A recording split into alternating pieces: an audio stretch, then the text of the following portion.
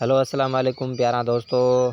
Road letters जो पहिरीं number ते आहे लेटर जी ऐं जे खां बाद जेको आहे पी कामा पोइ क्यू कामा क्यू कामा खां पोइ जेको आहे सो आहे वाई असांजो वाई खां पोइ जेको आहे स्मॉल ABC जो जेको आहे ज़ेड आहे।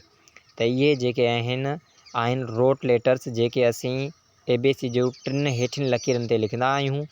ऐं स्काई लेटर्स जेके आहिनि BDFHKLT ऐं ग्रास लेटर आहिनि ऐं रोड लेटर्स। हाणे जेके आहिनि टॉपिक असांजो जेको हिन वीडियो जो हो स्काई ग्रास ऐं रोड लेटर्स ते, स्काई ग्रास ऐं रोड लेटर्स ते, ठीकु है।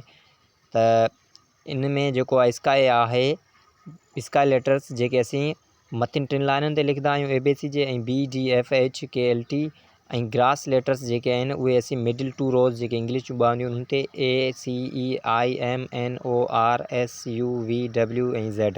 इहे जेके आहिनि असीं ABC जो जेके 4 लकीर उन जे विच में जेको 2 लकीर हूंदियूं आहिनि उन लाइननि ते लिखंदा आहियूं।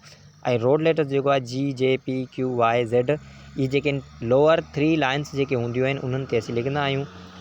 ऐं वीडियो ॾिसण जे लाइ thanks for watching my video. Thanks for watching my video. ऐं दोस्तों आई होप ही तमामु ईज़ी ऐं सवलो आहे जेको अव्हांजी राइटिंग स्किल खे जेको आहे बेस्ट ठाहे थो। ऐं उन सां गॾोगॾु जेको आहे असांजे चैनल खे सब्सक्राइब करे छॾिजो ताकी असांजे कोर्स जो जेको आहे 3rd वीडियो जेको आहे असीं अपलोड कंदासीं उन जी नोटिफिकेशन तव्हां ताईं पहुचंदी रहे ऐं पहुची वञे जल्द खां जल्द। त हीउ जेको आहे अव्हांजे राइटिंग स्किल खे जेको तमामु बेस्ट बणाए थो ऐं अव्हांजी लाइनिंग खे जेको आहे राइटिंग जी उनखे तमामु बेस्ट सुठे नमूने सां लिखण में अव्हांखे सहूलियत मिले थी। त हीअ जेको 3 टाइप्स ऑफ लेटर आहिनि हीअ लाज़मी अव्हांखे अचणु घुरिजनि, छो त इहे जेके आहिनि कॉमनली बेसिकली हूंदा आहिनि त ॿारनि खे पढ़ाए वेंदा आहिनि। ऐं अगरि अव्हांखे नथा अचनि त अव्हांखे ई लाज़मी अचणु घुरिजनि। त दोस्तों मूंखे लॻे थो त अव्हांखे हीअ जेको वीडियो आहे कंप्लीटली जेको आहे सम्झ में अची वियो हूंदो।